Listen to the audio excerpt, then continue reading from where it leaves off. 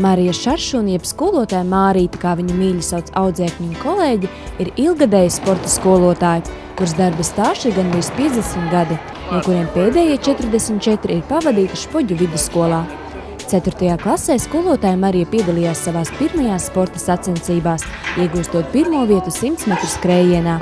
Tam sekoja aktīva piedalīšanās vieglatlētikas sacensībās un godalgotas vietas tālēkšanā, augstslēkšanā, barjeras skriešanā, šķēpa mešanā un dažādu distanču skrējienos.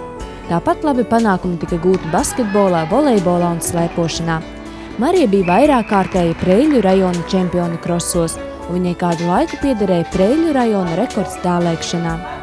1971. gadā Marija Šaršuna absolvēja Latvijas Valsts Fiziskās kultūras institūtu, saistot savu turpmāko dzīvi ar sportu un pedagoģiju.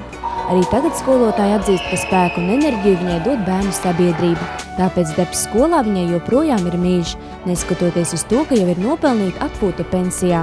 Vēl vairāk skolotāja atrod laiku arī dejot Višķu pagasta senioru deju kopā Magones. Un pēdējos 13 gadus aktīvi ņem dalību veterānu Spartakiādē, katru reizi izcīnot godalgotas vietas dažādās disciplīnās. Veterānu cīņās ir iegūts zelts gan tālēkšanā, basketbolā un 100 metru skrējienā.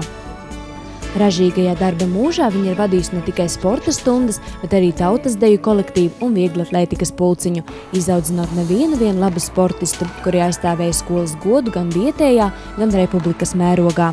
Saņēmusi vairāk kārtīgus atzinības un goda rakstus. 2007. gadā nominēta kā labākā rajona sporta skolotāja.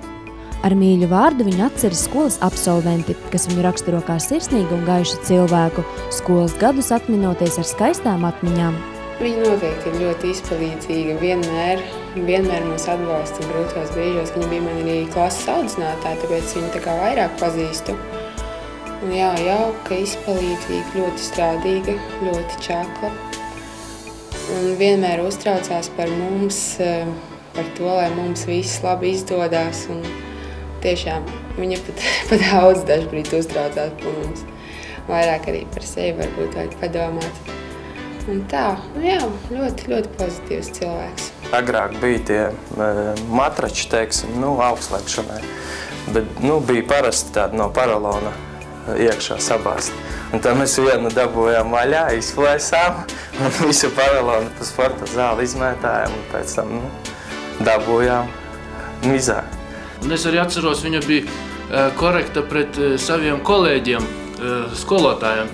Piemēram, bija tāds fizkultūras skolotājs, kurš tur bija tāda mazs kabinetiņš fizkultūras skolotājiem, un viņš tur smēķēja. Un skolotāja Šaršuna nevarēja viņam pateikt, aizrādīt, lai viņš to nedara, ja?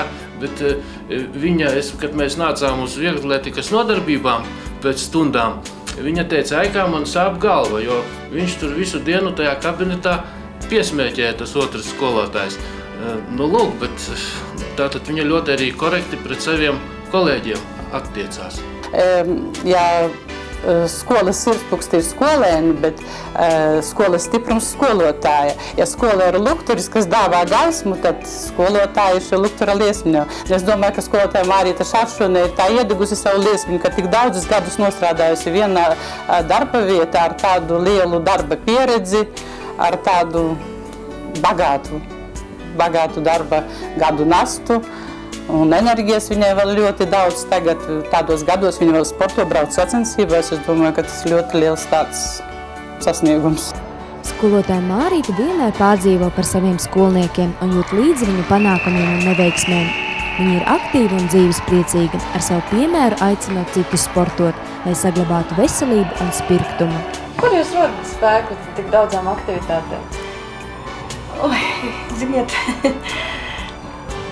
rītā piecelies un zini, ka tev ir jāiet. Un kaut kāds iekšējais zinulis, ja? Zini, ka tev jāiet, aizmirst tās visas rūpes, visas sāpes. Un kad sāc darboties, tad viss pazūd.